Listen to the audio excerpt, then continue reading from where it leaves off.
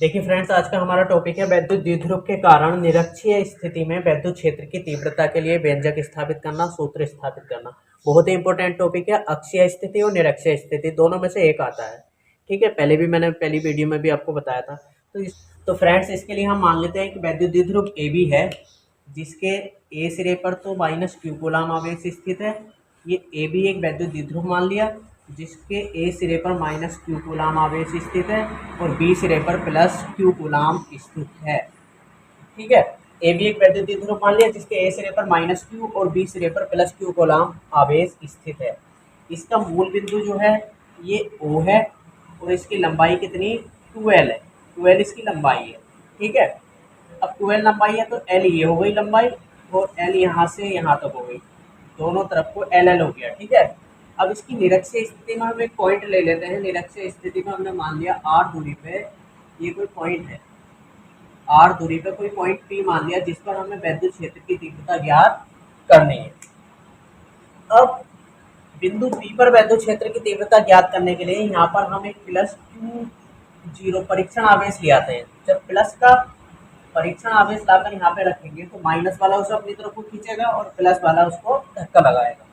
ठीक है, इसको यहाँ से मिला लेते हैं। अब ये प्लस वाला क्या करेगा, प्लस वाले को धक्का लगाएगा तो इसकी तीव्रता जो हो जाएगी वो इधर को हो जाएगी। सीधा कर देता हूँ उसको, इसकी तीव्रता की दिशा जो होगी वो इधर को होगी। ये जो बल लगाएगा वो बाहर की तरफ को लगाएगा, तो इसे लिख लिया हमने ई बी। इसे क्या लिख लिया, ई बी। अब ये क्या करेगा, ये माइनस वाला है, यहाँ पे हमने प्लस वाला रख रखा, तो ये अपनी तरफ को खींचेगा। तो ये जो वैद्युत क्षेत्र की तीव्रता इस पे लगाएगा तो इसकी डायरेक्शन होगी इधर को, इसका नाम हो जाएगा ई ए। तो ये क्लियर हो गया। पी पे जो परीक्षण आवेश रखा है उस पर दो बल कार्य कर रहे हैं। प्लस क्यू वाला तो बाहर की तरफ को धक्का दे रहा है, मतलब ई बी एक बल तो ये लग रहा है इस पर, और माइनस वाला अपनी तरफ को खींच रहा है, तो ए वाले की वजह से ये लग रहा है ई ए।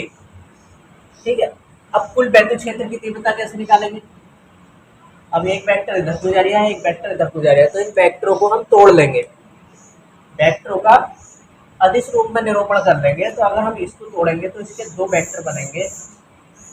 एक तो ये आ जाएगा e b cos theta x x के अनुदिश ई बी कोस थीटा, और एक जो होगा इसका ई बी साइन थीटा, इसकी डायरेक्शन ऊपर को। ठीक है, दो हमने वेक्टर ये तोड़ लिए। अब इसी तरह से ये नीचे वाले को अगर तोड़ेंगे तो ई ए कोस थीटा एक्स अक्ष के अनुदिश जो होगा वो होगा इसका ई ए कोस थीटा,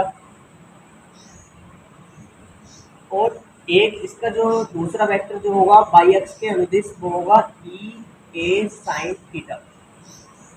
ठीक है, अब देखिए जब टोटल वैद्युत क्षेत्र की तीव्रता इस बिंदु पे होगी ये भी थीटा होगा। ठीक है, अब ये थीटा है तो देखो ये लाइन इसके समांतर है, तो ये भी कितना हो गया, थीटा हो गया।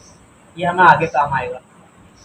अब यहाँ पे बिंदु पी पे जो वैद्युत क्षेत्र की तीव्रता होगी, एक तो ई बी साइन थीटा इधर को लग रही है और ई ए साइन थीटा इधर को लग रही है। ये दोनों आपस में बराबर है, ये दोनों आपस में बराबर है, तो ये एक दूसरे को निरस्त कर देंगे, तो ये तो हो जाएंगे शून्य, क्योंकि ई बी साइन थीटा की डायरेक्शन तो ऊपर की तरफ को है और माइनस ई ए साइन थीटा की डायरेक्शन नीचे की तरफ को है, और दोनों मैग्नीट्यूड में बराबर है, तो बराबर कितना हो जाएगा, जीरो। ये एक दूसरे को निरस्त कर देंगे। तो अब यहाँ पर बिंदु पी पर जो वैद्युत क्षेत्र की तीव्रता बचेगी हमारी, वो केवल कितनी बचेगी, e b sine e b cos theta और plus e a cos theta. अगर इसका हम टोटल कर लेते हैं तो हमारी टोटल वैद्युत क्षेत्र की तीव्रता आ जाएगी बिंदु पी पर। तो इसे शुरू करने से पहले इसके बारे में कुछ लिख लेते हैं। माना एक वैद्युत द्विध्रुव ए बी है जो के परावैद्युतांक वाले किसी माध्यम में रखा है, जिसके केंद्र ओ से निरक्षीय स्थिति में कोई बिंदु पी स्थित है, जिस पर हमें वैद्युत क्षेत्र की तीव्रता ज्ञात करनी है, जैसा कि चित्र द्वारा स्पष्ट है।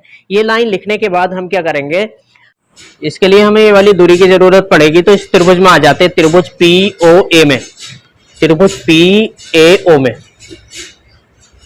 त्रिभुज पी ए ओ में आ जाते हैं। त्रिभुज पी ए ओ में क्या करेंगे, कर्ण स्क्वायर बराबर कितना होगा, पाइथागोरस प्रमेय लगा लेंगे, आधार स्क्वायर प्लस लंब स्क्वायर। अब देखो कर्ण हमें निकालना है, कर्ण स्क्वायर बराबर आधार, आधार कितना हो गया हमारा, देखिए कर्ण हमें निकालना है, आधार हो गया हमारा एल, एल का स्क्वायर प्लस लंब हो गया हमारा, ये पूरी दूरी कितनी है आर, आर का स्क्वायर।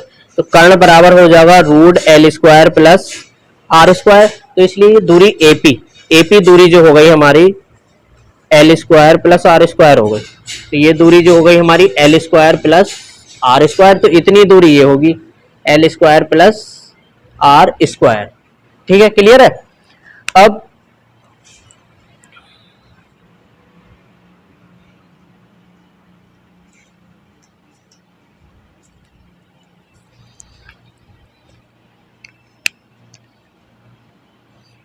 माइनस क्यू आवेश के कारण वैद्युत क्षेत्र निकालेंगे बिंदु पी पर, इसलिए माइनस क्यू आवेश के कारण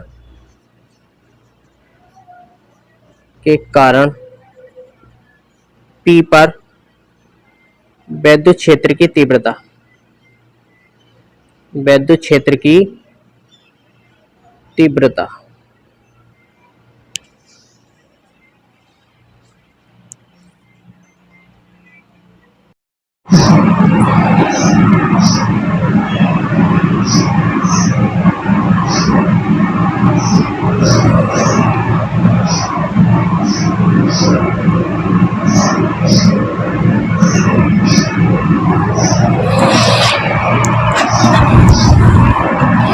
देखिए अब हम क्या करेंगे, माइनस क्यू आवेश के कारण बिंदु पी पर वैद्युत क्षेत्र की तीव्रता निकालते हैं। यहाँ पे लिख लेते हैं माइनस क्यू आवेश के कारण, आवेश के कारण बिंदु पी पर वैद्युत क्षेत्र की तीव्रता,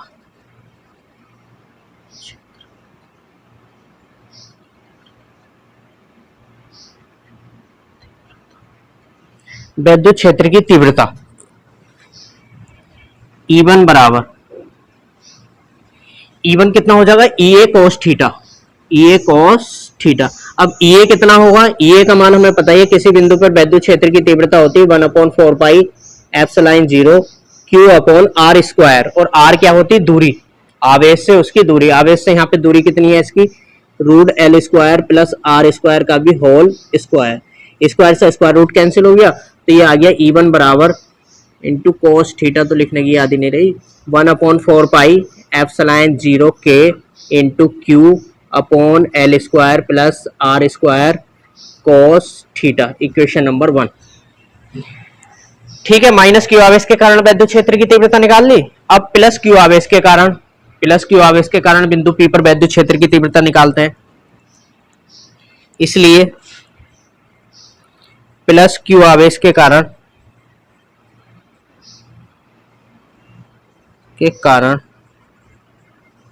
बिंदु पी पर वैद्युत क्षेत्र की तीव्रता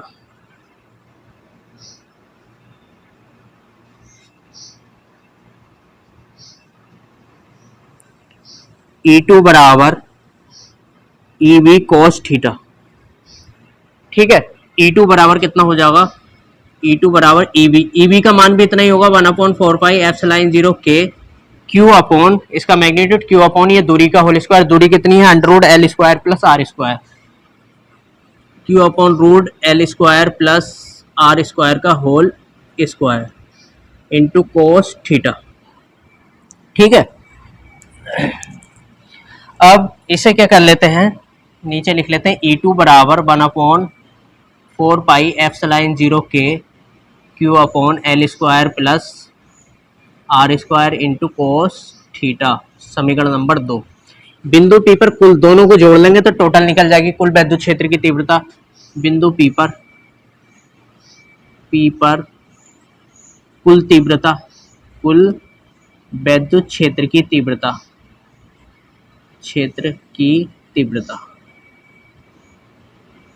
E बराबर E1 प्लस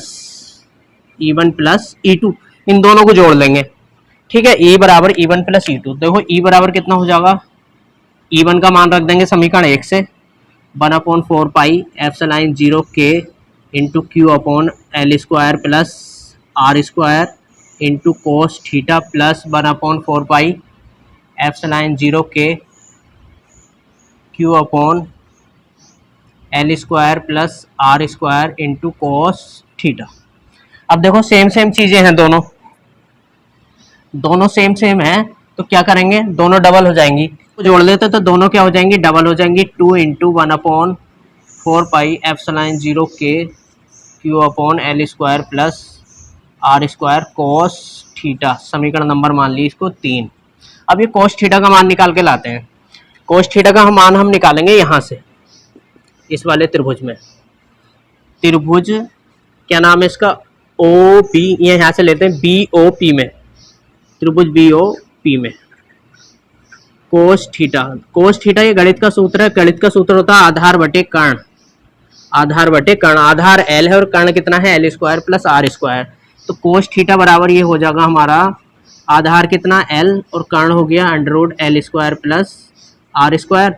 कोस थीटा बराबर, इसे पावर फॉर्म में लिख लेते हैं, रूट का मतलब होता है हाफ पावर। अब ये कोस थीटा का मान किस में रखेंगे, समीकरण 3 में रखने पर, कोस थीटा का मान यह मान समीकरण 3 में रखने पर, यह मान समीकरण 3 में रखने पर, समीकरण 3 में ये मान रख लेंगे, समीकरण 3 में ये मान रखेंगे तो ये हो जाएगा E बराबर 2 गुणा 1/4 पाई एप्सिलॉन 0 के Q upon l square plus are square into cos theta, cos theta का मान L बटे l square plus are square की पावर हाफ। ठीक है, अब देखो 2QL, ये हमें पता है वैद्युत द्विध्रुव आघूर्ण होता है, तो पहले 2QL को एक जगह ले लेते हैं। E बराबर 1/4 पाई एप्सिलॉन 0 के इंटू 2QL, ये एक जगह ले लिया क्योंकि यह रखेंगे हम P के बराबर, क्योंकि वैद्युत द्विध्रुव आघूर्ण बन गया। अब ये l square plus are square की एक पावर ये है और हाफ पावर ये है, गुणा में घातें जुड़ती हैं, तो l square plus are square की पावर कितनी हो गई, 1.5 का मतलब 3/2। ठीक है, अब क्या करेंगे, P बराबर 2QL, P बराबर कितना होता है 2QL, वैद्युत द्विध्रुव आघूर्ण होता है, वैद्युत द्विध्रुव आघूर्ण होता है, चूंकि P बराबर 2QL वैद्युत द्विध्रुव आघूर्ण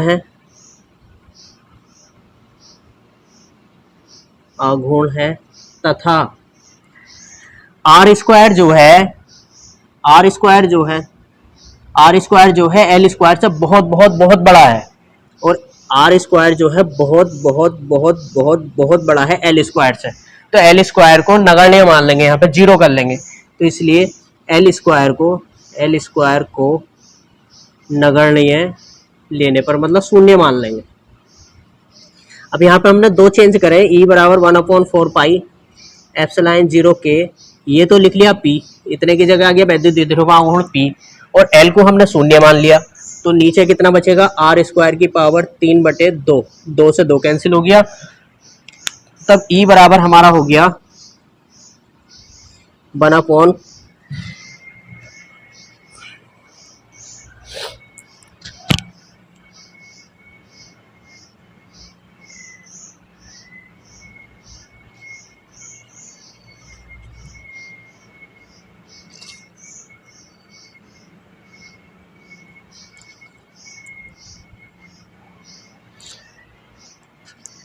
तब देखिए अब देखिए E बराबर हमारा हो जाएगा 1/4 पाई एप्सिलॉन 0 के P बटे R की पावर 3।